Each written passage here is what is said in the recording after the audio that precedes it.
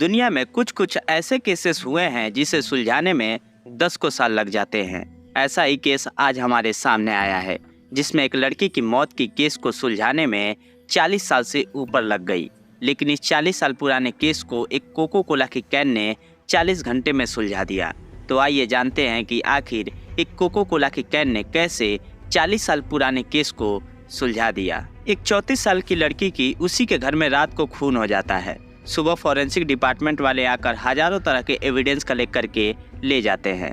इसके बाद साल पे साल बीतते जाते हैं, लेकिन खूनी कौन है 40 सालों तक पता नहीं चलता है। तो आइए इस कहानी को शुरुआत से नजर डालते हैं। इस पूरी कहानी को जानने के लिए हमें अमेरिका के एक स्टेट कोलोराडो में चलना पड़ेगा, और यकीन मानिए ये केस आपके अंदर के डिटेक्टिव खूबिया को बाहर निकाल देगा। 1981 एक 34 साल की काफी टैलेंटेड लड़की थी। वह पेशे से एक आर्किटेक्ट थी। इतिहास पढ़ना, इतिहास के नक्शे देखना, इतिहास की इमारतों से प्रेरणा लेना और नई इमारतों के नक्शे बनाना, यह उसका काम था। इसके साथ साथ उसका वेडिंग केक बनाने का अपना खुद का बिजनेस भी था। कुल मिलाकर एक इंडिपेंडेंट लड़की थी। वह एक सफल लड़की थी। फाइनेंशियली स्टेबल होने के बाद उसने अपने पेरेंट्स के घर के पास ही एक अपना खुद का घर लिया था, जहां वह अकेले रहा करती थी। लेकिन हर सुबह की कॉफ़ी हमेशा अपने घर वालों के साथ पिया करती थी। उस लड़की का नाम सिल्विया क्वेले था।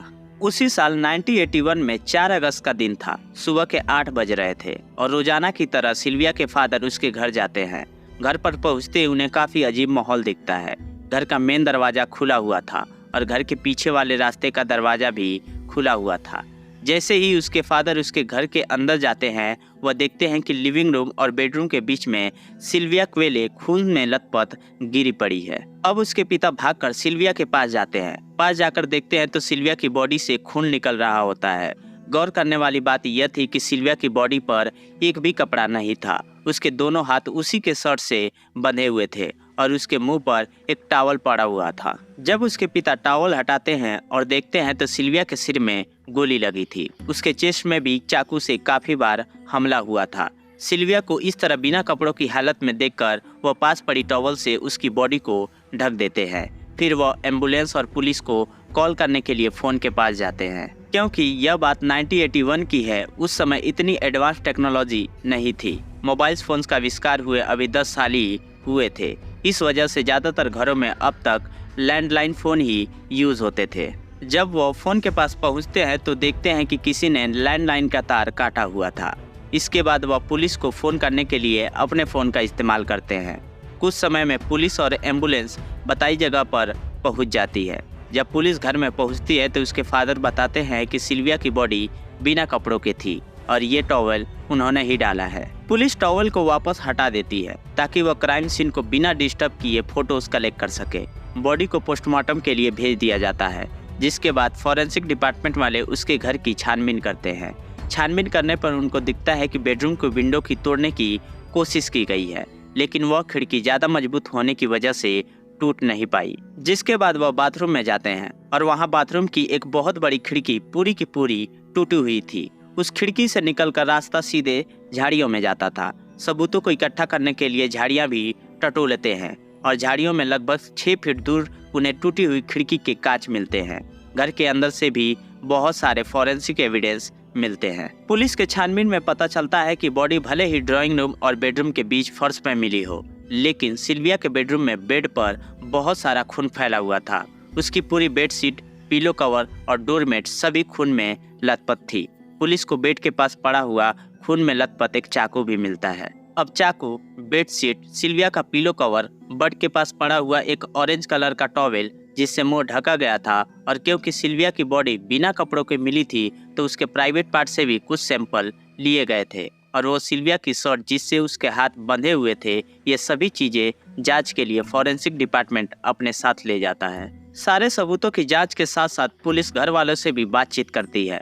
फैमिली से भी पूछताछ शुरू होती है। सिल्विया के फैमिली मेंबर्स बताते हैं कि 4 अगस्त के दिन सिल्विया के घर पर कोई भी नहीं आया था। इसके साथ ही पुलिस को यह भी पता चला कि रात के 11 बजे सिल्विया ने अपनी बहन से फ़ोन पर बात की थी। इससे यह साबित होता है कि रात के 11 बजे तक फ़ोन चालू था, लेकिन सिल्विया के मर्डर के बाद फ़ोन के तार कटे हुए मिले थे। इससे यह पता चलता है कि जो भी सिल्विया के घर में घुसा वह रात के 11 बजे के बाद घुसा होगा। इस सब में पोस्टमार्टम रिपोर्ट भी आ जाती है, जिसके अंदर डेथ की असली वजह सामने आती है। पोस्टमार्टम की रिपोर्ट में मौत की 2 वजह थी। पहला, उसकी चेस्ट पर 3 बार किया गया चाकू से हमला, जिसकी वजह से उसके हाथ और दोनों लंग्स में काफ़ी गहरी चोट आई थी, जिसमें बहुत ज़्यादा ब्लड लॉस होने की वजह से सुबह तक डेथ हुई। मौत का दूसरी वजह उसके माथे पर लगी गोली थी। सिल्विया की प्राइवेट बॉडी पार्ट से मिले सैंपल से यह साफ हो जाता है कि उसके साथ सेक्सुअल असॉल्ट भी हुआ था।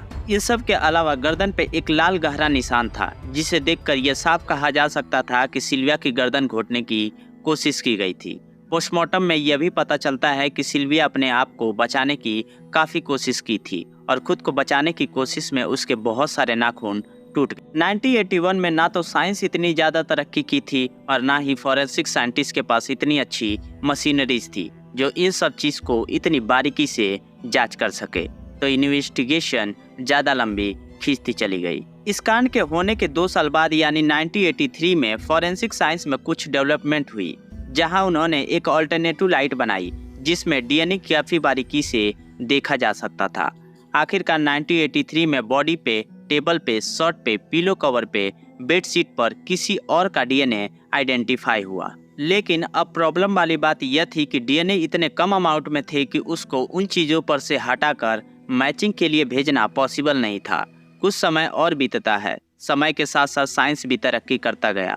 अब तक सिल्विया का मर्डर हुए 19 साल बीत गए थे, लेकिन साल 2000 में सीबीआई फाइनली उस डीएनए को डेवलप कर पाया और वह डीएनए एक आदमी का डीएनए निकला। सीबीआई एफबीआई की मदद से उस डीएनए को मैच करने के लिए कंप्यूटर सिस्टम में डालती है, लेकिन वह किसी अपराधी के रिकॉर्ड से मैच नहीं होता है। इसका मतलब था कि जो भी खूनी था उसका शायद ये पहला और आखिरी अपराध था। इसी बीच एक चोर ने अपने ऊपर झूठा इल्जाम ले लिया, लेकिन बाद में इन्वेस्टिगेशन में पता चला कि वह चोर फ्री का खाना और फ्री की सिगरेट लेने के लिए जेल जाना चाहता था, इसलिए वह झूठ बोलकर अपने आप को फंसाना चाहता था। इसके बाद हर साल सीबीआई और एसबीआई इस डीएनए को डेटाबेस में मैच करवाने की कोशिश करते थे, लेकिन ये डीएनए किसी भी डेटाबेस में किसी से भी मैच नहीं होता है। अब समय का कांटा बढ़कर साल 2020 आ गया था। 2020 में एक कंपनी सामने आती है। ये United data collect company health related research के लिए लोगों का डीएनए सैंपल अपने डेटाबेस में सेव रखती थी। अब एसबीआई उनकी मदद लेते हैं और 26 मई 2020 को घर में मिला हुआ डीएनए एक फैमिली ट्री के डीएनए से मैच हो जाता है। पुलिस के लिए आसान की बात तब हुई जब उस फैमिली के बहुत कम लोग बचे थे। धीरे धीरे पुलिस ने सबको रूल आउट किया और शक की सुई गई सिर्फ एक ही इंसान पर, वह आदमी जो 1981 में सिल्विया के घर से लगभग 20 किलोमीटर दूर रहा करता था। पुलिस उसकी बिल्डिंग के चक्कर काटने शुरू कर देती है। एक दिन एक आदमी उस बिल्डिंग का कूड़ा इकट्ठा करके घर के पास वाले डस्टबिन में ले जाता है। मौके का फायदा उठाकर पुलिस वाले उस बैग को उठाकर फॉरेंसिक वालों के पास ले गए। उस गार्बेज में पुलिस को जिस पर शक था उसी के नाम से एक बिल मिला, जिसमें उसका ईमेल एड्रेस था और उसी के खरीदे हुए सामान की लिस्ट थी। उस खरीदे हुए सामान में कोको कोला की एक कैन का नाम भी शामिल था, जो वनीला फ्लेवर का था। और अच्छी बात यह हुई कि उसी बैग में वो कैन भी मिल जाती है। पुलिस उस कैन का डीएनए सिल्विया के घर से मिले डीएनए से मैच करवाती है और वह डीएनए मैच हो जाता है। पुलिस वापस जाती है और उस आदमी को बिल्डिंग से पकड़ के ले आती है। डेविड एडरसन नाम से इस 62 साल के आदमी को, जिसने आज से 40 साल पहले सिल्विया का खून किया था, और जब उसने सिल्विया का खून किया तो वह लगभग 22 साल का रहा होगा। 40 साल बाद उसने बिल्कुल एक्सपेक्ट नहीं किया होगा कि पुलिस उसे ढूंढते हुए आ जाएगी और बुढ़ापे में उसका जेल में प्लेसमेंट हो जाएगा। अब कोर्ट में केस चलता है। पुलिस अपने सारे एविडेंस कोर्ट के सामने पेश करती है। इसके साथ ही कहानी में एक नई मोड़ आता है। कहता है कि सिल्विया का खून उसके बॉयफ्रेंड ने किया है, जो काफ़ी ज़्यादा एग्रेसिव था और कई बार सिल्विया को ऑलरेडी मार भी चुका था। इस बात की जानकारी सिल्विया की फैमिली को भी थी और वह सिल्विया के घर सिल्विया की मर्जी से गया था, इसलिए उसका डीएनए सिल्विया के घर में मिला और उसने पुलिस की ही गलती निकालने लगा। लेकिन यह सब उसकी सजा से बचने के लिए बहानेबाजी थी, क्योंकि फॉरेंसिक डिपार्टमेंट को क्राइम सीन के आसपास सिर्फ 2 तरह के डीएनए मिले, एक सिल्विया का और दूसरा डेविड का, जिसके बाद 2022 में डेविड को उम्र कैद हुई। क्योंकि सारे सबूत डेविड के खिलाफ थे। इसलिए डेविड को सजा तो हुई, लेकिन उसने घर में इस तरह से हमला क्यों किया, यह बात ऑफिशियल अभी तक क्लियर नहीं हो पाई। लेकिन पुलिस का मानना है कि डेविड सेक्सुअल मोटिव के लिए ही सिल्विया के घर गया था और उसने सेक्सुअली असॉल्ट करने के बाद सिल्विया को मार डाला। सिल्विया को इंसाफ तो मिला, लेकिन उस इंसाफ को देखने के लिए उसके माता पिता जिंदा नहीं रहे। आज सिल्विया के साथ इंसाफ होते हुए देखने के लिए उसकी फैमिली में सिर्फ एक छोटी बहन है जिसकी शादी हो चुकी है। और इस केस का फैसला सुनाने के बाद जज ने एक गजब की लाइन बोली थी। उन्होंने बोला, अगर किसी के साथ अपराध हुआ है तो आप होप मत हारिए। पुलिस और फॉरेंसिक आपकी जरूर मदद करेगा और आपको जरूर इंसाफ मिलेगा। जिन लोगों ने आज तक क्राइम किया है और वो बच निकले हैं, तो ये बिल्कुल ना सोचे कि वो हमेशा के लिए बच गए हैं। इस 40 साल बाद हुए फैसले पर आपको क्या कहना है, कमेंट बॉक्स में जरूर शेयर करें। वीडियो पसंद आया तो लाइक करें और चैनल को सब्सक्राइब करना ना भूलें। जय हिंद, जय